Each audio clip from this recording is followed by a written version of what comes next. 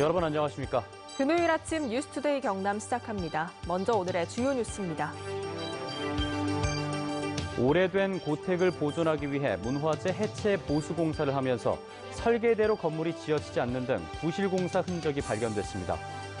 경남 유일의 사립 공공도서관인 마하 어린이 도서관에 진주시가 지원을 결정하면서 운영이 가능해질 전망입니다. 재료연구원으로 승격돼 올 연말 출범을 앞두고 있는 재료연구소는 소재연구의 컨트롤 타워 역할을 할 것으로 기대를 모으고 있습니다. 승격의 의미와 과제를 짚어봤습니다. 창녕의 9살 소녀가 부모로부터 학대를 당했다는 보도가 이어진 뒤에 대책들이 나오고 있지만 실효성은 없다는 지적도 나오고 있습니다. 한옥마을로 유명한 함양의 개평마을 오담고택을 오래 보존하기 위해서 해체 보수 공사를 했는데요. 공사가 잘못돼서 말썽입니다. 건물이 설계대로 지어지지 않았고 곳곳에서 부실 공사의 흔적이 발견되고 있습니다. 신동식 기자가 취재했습니다. 함양군 지곡면 개평마을의 오담고택. 경상남도 유형문화재 제407호로 지난 2006년 안채와 2007년 사랑채 등을 해체 복원했습니다. 그런데 집의 일부가 설계와 다릅니다. 높이가 같던 사랑채 작은 방 2개는 바닥 높이가 달라졌고 아궁이도 설치되지 않았습니다. 창고 건물의 화장실과 곳간의 위치도 바뀌었습니다. 사랑채는 구들이 제대로 설치되지 않아 연기를 제대로 배출하지 못해 굴뚝에 전기 팬을 달아 연기를 강제로 배출합니다. 공사 도중 상량문이 적힌 안채의 대들보도 사라졌습니다. 집을 관리하는 후소는 설계와 시공, 감독과 중건 검사가 잘못됐다며 함양군의 문화재 보수와 보완을 요구했지만 차일피일 공사가 미뤄지면서 생활에 불편을 호소합니다. 전체적인 그런 총체적인 불씨를 갖다 놨습니다. 이래가지고 무슨 문화재 행정을 갖다가 할 수 있는지 답답할 뿐이고.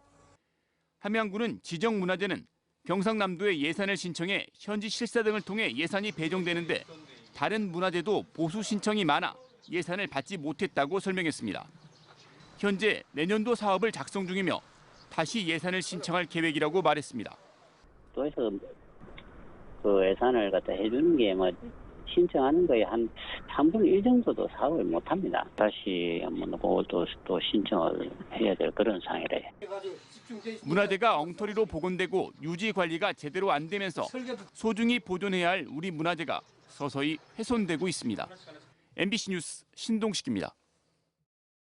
경남에서 유일한 사립 공공도서관인 진주 마하 어린이 도서관이 터전을 잃어버릴 위기에 놓여 있었는데요. 최근 진주시가 지원 방안을 밝혀서 새로운 국면을 맞이하고 있습니다. 서윤식 기자가 취재했습니다. 지난 2012년 문을 연 도내 단 하나뿐인 사립 공공도서관인 진주 마하 어린이 도서관입니다. 지역민의 후원과 재능 기부만으로 지금까지 운영돼 왔습니다. 그런데 지난해 말 지역 독지가의 도움으로 무상으로 입주했던 건물의 매각이 추진되면서 지난달 말까지 건물을 비워야 할 처지에 놓였습니다. 주민 스스로 일궈온 소중한 공적 자산이 터전을 잃을 위기에 놓이자 시민 2천여 명이 도서관 살리기 서명에 참여했습니다. 이 같은 내용을 보도한 지 5달 만에 다시 도서관을 찾았습니다. 도서관 공동체의 주역인 이른바 엄마 운영자들이 운영 프로그램을 논의하고 있습니다. 올해 초와는 달리 마치 설렌 아이들 표정입니다. 최근 조규일 진주시장이 이곳을 찾아 기쁜 소식을 전했기 때문입니다. 이 지역의 여러분들이 하나의 어떤 이 문화를 형성을 하셨기 때문에 그 문화에 대한 어떤 긍지감과 책임감도 동시에 이렇게 좀 가지실 필요가 있다. 그래서 좀 이 도서관을 좀 잘 이끌어 주십사. 진주시는 터전을 잃을 위기에 놓인 어린이 도서관이 존속할 수 있도록 임차료 5억 원을 지원하기로 했습니다. 이로써 어린이 마을도서관은 오는 2025년까지 이곳 보금자리에서 운영이 가능하게 됐습니다.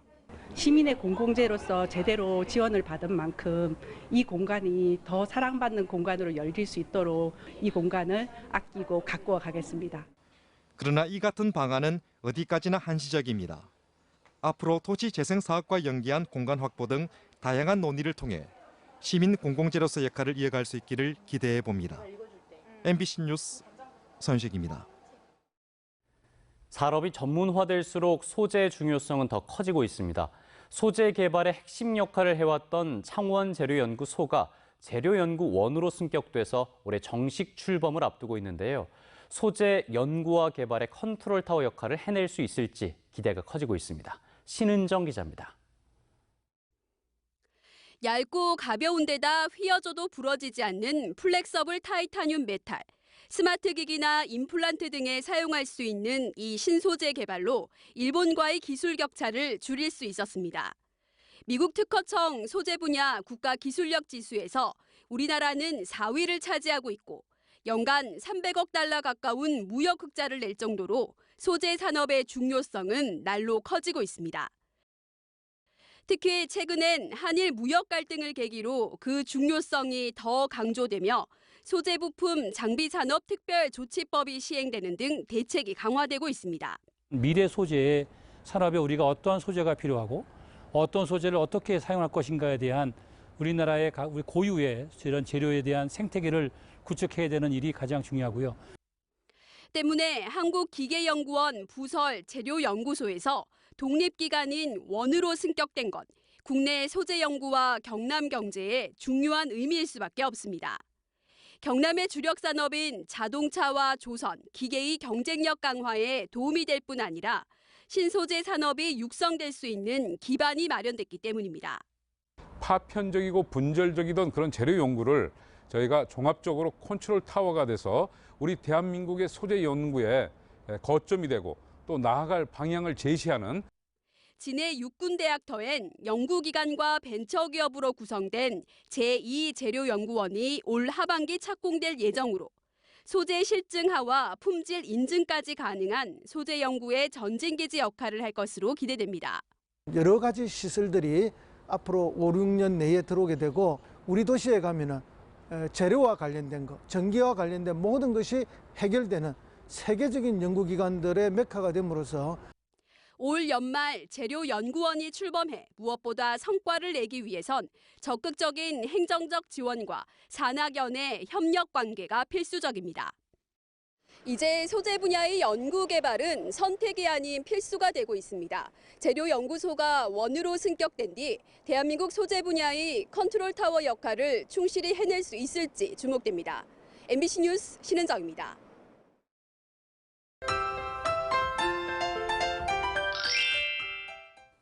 오늘 저녁부터 모레까지 많은 양의 비가 내리겠습니다. 그 전까진 습한 가운데 더위가 기승을 부리겠는데요. 저녁에 시작되는 비는 모레까지 남해안과 지리산 부근에 200mm 이상, 그 밖에 경남 지역에는 최대 150mm 이상의 많은 양의 비가 오겠습니다. 특히 내일 새벽부터 오전 사이 비 피해 없도록 주의하셔야겠습니다. 이 시간대 강한 남서풍이 유입되면서 돌풍과 천둥 번개를 동반한 시간당 30mm 이상의 강한 비가 쏟아지겠는데요. 이 시간대에 계곡이나 하천물이 불어날 수 있어 안전사고에 특히 유의해 주시길 바랍니다. 위성 영상 보시면 오늘 구름 많은 날씨를 보이면서 저녁부터 비가 내리겠습니다. 경남 서부 내륙에는 오늘 오후 사이에 5에서 30mm 정도의 소나기가 오는 곳이 있겠습니다. 오늘 오전까지 가시거리 1km 미만의 안개가 끼는 곳이 있겠습니다.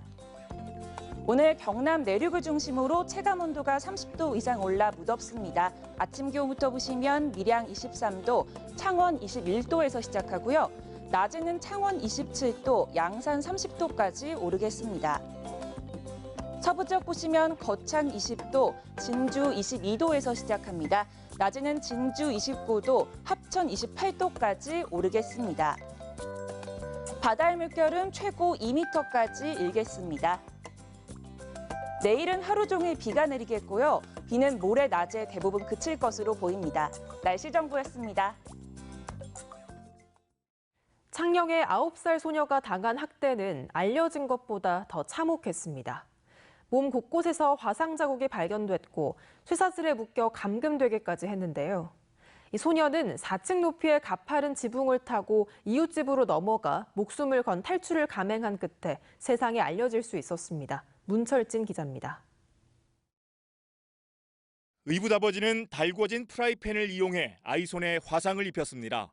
아이가 집을 나가겠다고 하자 지문을 없애겠다며 벌인 짓입니다.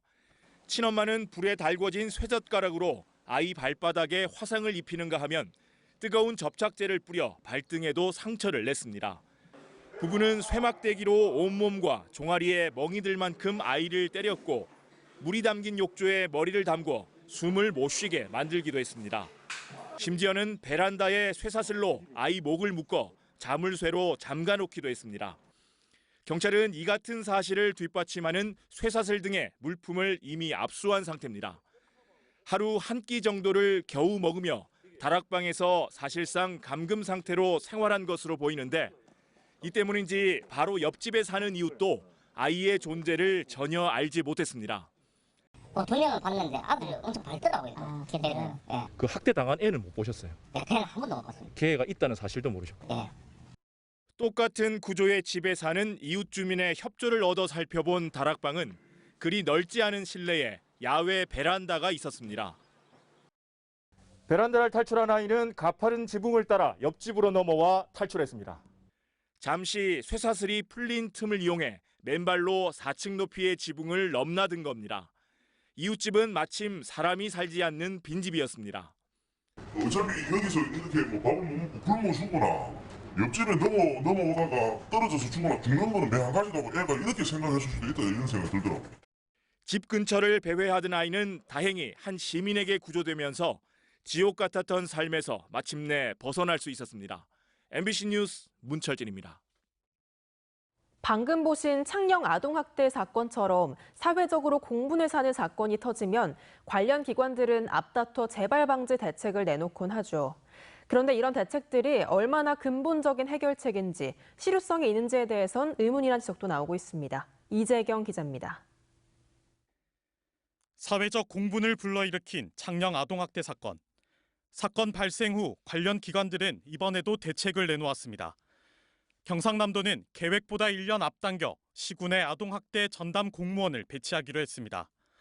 경남경찰청은 합동점검팀을 꾸려 도내 학대 우려 아동 90여 명을 상대로 한 달 동안 집중 점검에 나선다고 밝혔습니다. 이 같은 대책이 근본적이고 실효성이 있을까? 우선 경상남도의 전담 공무원 배치는 이미 일선 시군에서 시행 중입니다. 인력 확충만이 능사가 아니라는 지적입니다.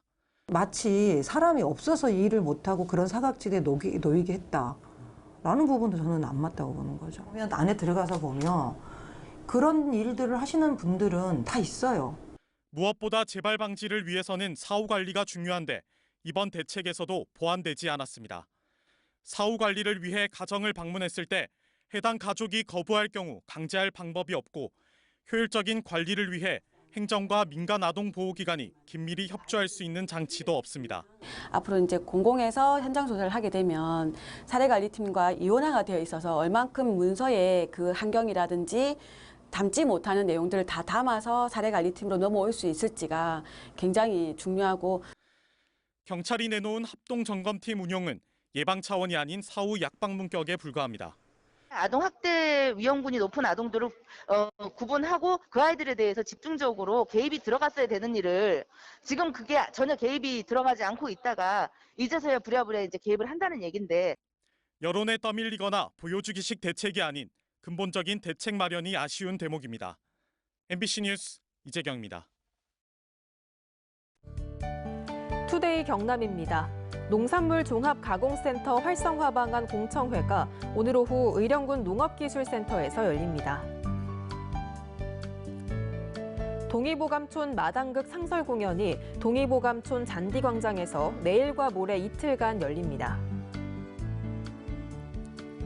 제5회 남해군 게이트볼 협회장기 대회가 내일 남해 공설운동장에서 개최됩니다. 상반기 생생 북오군천 라이브 공연이 내일 저녁 북오군천 하늘공원에서 있습니다. 문화도시 조성사업 추진을 위한 문화도시 추진 상황보고 전략회의가 오늘 오후 진주시청 문화강좌실에서 열립니다. 제1회 김주열 음악제가 내일 저녁 상남 분수광장에서 있습니다. 사천시와 고성군 경계 지점에 쓰레기 수천 톤이 1년 넘게 쌓여 인근 지역 주민들이 고통을 호소하고 있습니다. 고성군에 따르면 한 폐기물 중간 재활용 업체가 지난해 초부터 사천시 정동면과 접한 고성군 상리면에 폐그물과 폐합성 수지류 등 각종 쓰레기 5,000톤을 쌓아두고 있습니다. 고성군은 해당 업체를 폐기물관리법 위반으로 경찰에 고발했으며 오늘 주민설명회를 열 계획이라고 밝혔습니다. 반려동물이 주인과 함께 뛰어놀 수 있는 반려동물 놀이터 창원 펫빌리지가 오는 27일 문을 엽니다. 창원시 성산구 상복동 시유지에 문을 여는 반려동물 놀이터는 영남권 최대 규모로 놀이터 주위에 울타리가 있어 반려동물이 목줄 없이 자유롭게 뛰어놀 수 있습니다. 전국 최대 규모의 해양 스포츠 축제인 2020 거제 바다로 세계로가 전면 취소됐습니다. 거제시는 당초 비대면 해양 스포츠 종목 위주로 변경해 2020 거제 바다로 세계로를 다음 달 31일부터 나흘간 거제 일원에서 개최할 계획이었지만 10만 명 이상이 참여하는 전국 규모의 여름 축제인 만큼 코로나19의 전파 위험이 클 것으로 우려돼 취소했다고 밝혔습니다. 122명의 주민이 생활하는 창원시 마산하포구 신리도에 100년 만에 수돗물이 공급됩니다. 신리도 주민들은 그동안 우물과 지하수를 식수원으로 사용해 생활용수 이용에 많은 불편을 겪었지만 20억 원을 들여 구산면 원전마을에서 신리도까지 상수관로 2.3km를 연결해 안정적으로 수돗물을 공급받을 수 있게 됐습니다. 경남교육청이 코로나19 감염 예방을 위해 올해 학생 봉사활동 권장 시수 기준을 없앴습니다.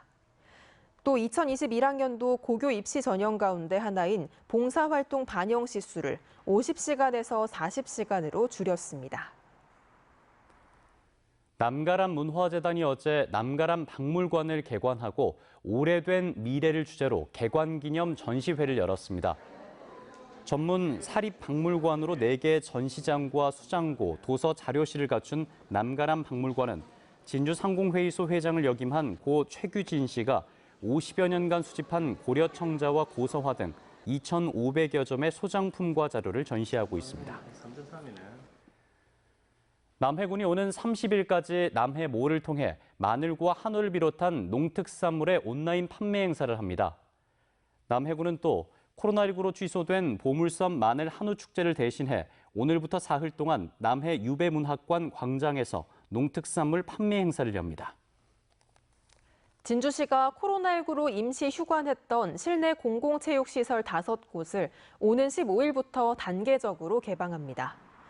이에 따라 문산체육관과 상평동 진주생활체육관, 초전동 진주체육관과 신안동 진주탁구광장은 오는 15일에, 초전동 진주국민체육센터는 다음 달 1일에 개방합니다. 지금까지 경남 소식이었습니다. 함께해 주신 여러분 고맙습니다.